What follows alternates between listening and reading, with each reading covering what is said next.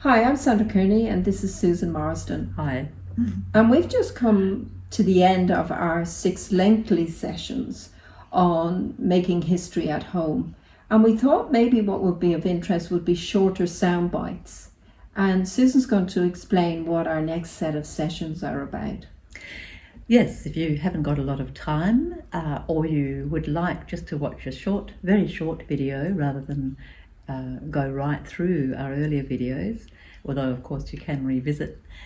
So we're going to ask individual people who have some experience in particular areas of what we've been presenting, and this time we will start with Andrew Peake, who is a very experienced family historian and a member of the South Australian Genealogy and Heraldry Society, one of those great historical resources.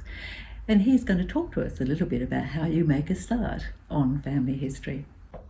I'm talking with Andrew Peake about researching and writing family history. What advice would you give to someone starting out? Well, I think the most important thing to start with is getting all the information you can get from your parents, grandparents if they're alive, aunts and uncles, because that's really the basis. And it will save you a lot of legwork getting certificates if you can find the information from your immediate family. And then once you've got that information, you then have to start using formal records. And that usually is birth, marriage and death type records.